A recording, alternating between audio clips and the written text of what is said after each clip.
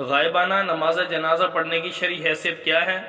تو میرے دوستوں ذہن نشین فرما لیں، نماز جنازہ غائبانہ طور پر پڑھنا احناف کے نزدیک اس کی اجازت نہیں ہے۔ یہ نماز اس طرح اگر پڑھی جائے گی تو وہ نماز درست نہ ہوگی، کیونکہ نماز جنازہ کے صحیح ہونے کے لیے شرط یہ ہے کہ میت نمازیوں کے سامنے موجود ہو، اور یہاں پر تو میت موجود نہیں ہے، تو لہٰذا اس کی احناف کے نزدیک اجازت نہیں ہے۔ اور غائبانہ کا مطلب یہ ہے کہ کوئی بندہ کسی دوسرے ملک میں، کسی دوسرے علاقے میں، ایسی جگہ پر اتنی دور فوت ہو گیا کہ اس کی میت یہاں پر موجود نہیں ہے، تو اس کے ورثاء یہ کہیں کہ بھئی وہ تو یہاں پر آ نہیں سکتی میت، تو ہم یہاں پر اس کی غائبانہ نماز جنازہ ادا کر لیں، تو اس کی اجازت نہیں ہے۔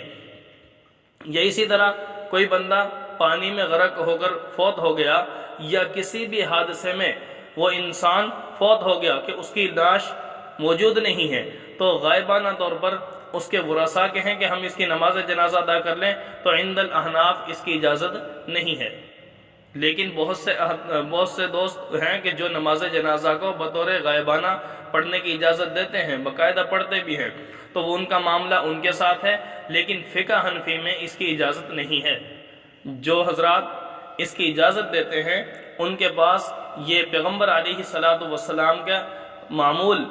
عام طور پر نہیں تھا، لیکن صرف 2 واقعات آپ صلی اللہ علیہ وسلم کی زندگی میں ایسے پیش آئے ہیں کہ جن کی آپ علیہ السلام نے غائبانہ طور پر نماز جنازہ پڑھی ہے۔ حضرت نجاشی بادشاہ، حبشہ کا بادشاہ تھا، ایک تو اس کا جنازہ پڑھا، اسی طرح ایک اور صحابی ہیں حضرت معاویہ لیثی مزنی رضی اللہ تعالی عنہ۔ صرف یہ 2 شخصیات ہیں کہ جن کا پیارے آقا علیہ السلام نے نماز جنازہ بطور غائبانہ پڑھا تھا۔ لیکن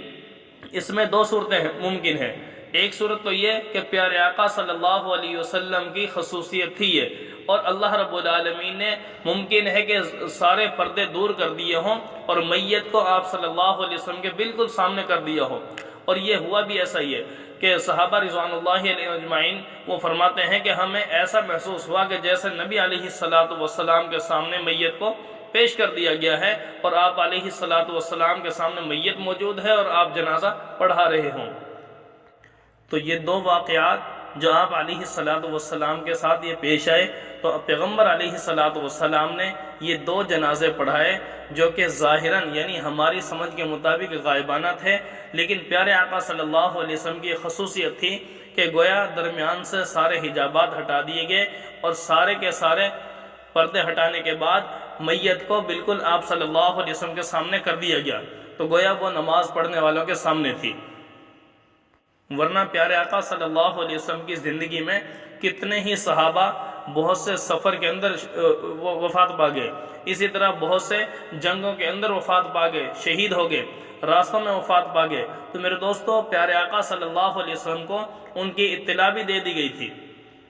اس کے باوجود آپ علیہ السلام نے کسی بھی صحابے کی نہ کوئی جماعت کروائی ہے غائبانہ طور پر، نہ ہی صحابہ کو ان کی نماز جنازہ ادا کرنے کا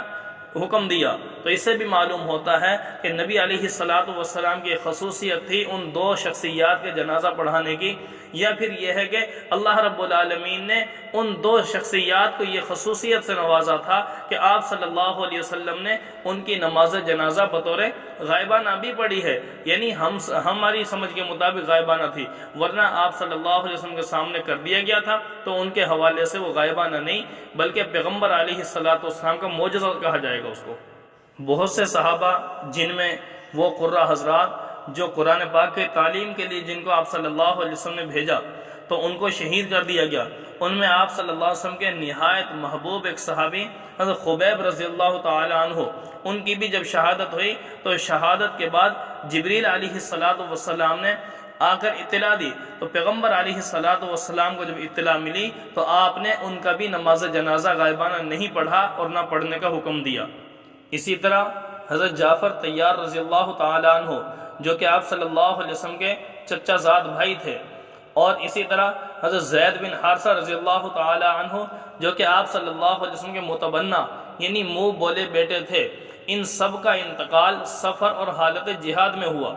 تو اس کے باوجود آپ صلی اللہ علیہ وسلم نے یہ اتنے قریبی ہونے کے باوجود بھی ان کی نماز جنازہ نہیں پڑھی۔ آپ صلی اللہ علیہ وسلم کو مدینہ طیبہ میں اطلاع ملی تھی اور آپ نے تب بھی ان کی نماز جنازہ نہیں پڑھی، حالانکہ پیغمبر صلی اللہ علیہ وسلم کے صحابہ رضوان اللہ علیہم اجمعین کو یہ ہدایت تھی کہ جو بھی تم میں سے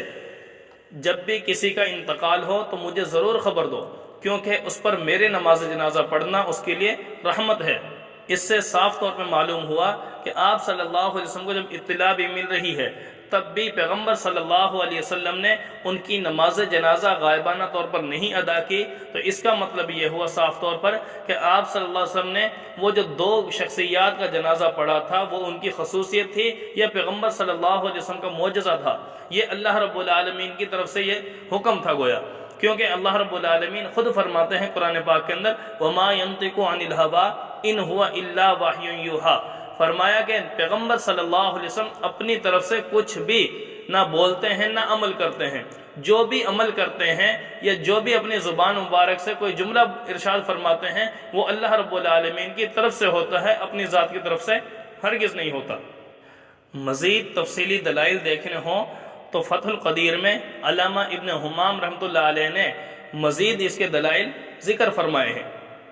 یہاں تک معاملہ ہے نبی علیہ السلام کے زمانے کے ساتھ کا، لیکن نبی صلی اللہ علیہ وسلم کے زمانے کے بعد حضرت خلفائے راشدین سیدنا صدیق اکبر رضی اللہ تعالی عنہ، حضرت عمر فاروق رضی اللہ عنہ، حضرت عثمان غنی اور حضرت علی رضی اللہ تعالی عنہم اجمعین، یہ خلفائے راشدین کا زمانہ گزرا، اس میں بھی کوئی ایسا واقعہ نہیں پیش آیا جس کو ان حضرات نے غائبانہ طور پر کسی کی نماز جنازہ پڑھی ہو۔ کیا ان حضرات کے دور کے اندر کوئی صحابی کہیں پر کوئی وفات نہیں پایا،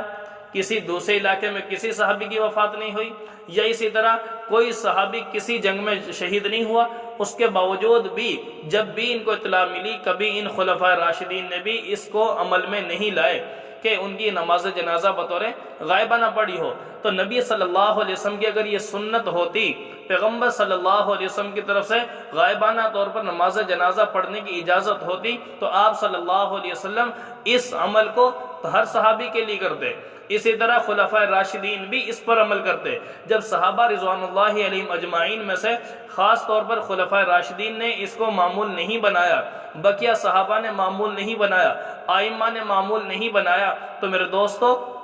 اس سے صاف طور پر یہ معلوم ہوتا ہے کہ پیغمبر صلی اللہ علیہ وسلم کی خصوصیت اور ان کا ایک معجزہ تھا جو ان کے زمانے میں تھا اور انہی کے ساتھ خاص تھا۔ اب اس کی اجازت اسی وجہ سے فقہ حنفی کے اندر اجازت نہیں ہے اور دوسرے ائمہ کے نزدیک بھی بعض کے اس کی اجازت نہیں ہے کہ بطور غائبانہ نماز جنازہ ادا کی جائے۔ تو میرے دوستو جو حضرات اس پر عمل کرتے ہیں تو وہ ان کا معاملہ ان کے ساتھ ہے، لیکن فقہ حنفی پر عمل کرنے والے حضرات کے لیے اس بات کی ترغیب اور اس بات کا حکم دیا جائے گا کہ دوستو تم اس بات میں شریک نہ ہو، کیونکہ عند الاحناف اس کی اجازت نہیں ہے، اس طرح نماز پڑھنا درست نہیں ہے۔ صحیح ابن حبان کے اندر روایت موجود ہے، کتاب الجنائز کے اندر فرمایا کہ وہ صحابہ رضوان اللہ علیہم اجمعین جو پیغمبر صلی اللہ علیہ وسلم کے ساتھ جنازے میں شامل تھے، نجاشی حبشہ کا جو بادشاہ تھا اس کا جنازہ جب ادا کیا جانے لگا تو اس سے پہلے پیغمبر صلی اللہ علیہ وسلم نے خود ارشاد فرمایا، عمران بن حسین رضی اللہ تعالی عنہ اس کے راوی ہیں، رسول اللہ صلی اللہ علیہ وسلم نے فرمایا تمہارے بھائی نجاشی کا انتقال ہو گیا، اس کی جنازہ کی نماز پڑھو۔ آپ صلی اللہ علیہ وسلم کھڑے ہوئے اور ہم بھی رسول اللہ صلی اللہ علیہ وسلم کے پیچھے صف بنا کر کھڑے ہو گئے۔ حضور صلی اللہ علیہ وسلم نے 4 تکبیریں کہیں اور ہم یہ گمان کرتے تھے کہ جنازہ حضور صلی اللہ علیہ وسلم کے سامنے موجود ہے۔ تو اس سے بھی صاف طور پہ معلوم ہوا کہ پیغمبر صلی اللہ علیہ وسلم کی ایک خصوصیت تھی جو اس وقت آپ نے اس کو نماز جنازہ کو ادا فرمایا، ورنہ اس کی اجازت امت مسلمہ کو نہیں دی جا سکتی۔ اور سنت عمل بھی وہی کہلائے گا کہ جو پیغمبر صلی اللہ علیہ وسلم نے خود کیا ہو اور اس کے اوپر مسلسل آپ صلی اللہ علیہ وسلم کا معمول رہا ہو اور پھر صحابہ رضوان اللہ علیہم اجمعین نے بھی اس کو عمل میں لایا ہو، تب وہ سنت بنے گی۔ اور یہ 1-2 دفعہ کوئی کام کر دینا پیغمبر صلی اللہ علیہ وسلم کی ذات کے ساتھ جو خاص ہو اس کو سنت نہیں کہا جائے گا جب تک کہ صحابہ نے اس کو اپنی زندگی میں اختیار نہ فرمایا ہو۔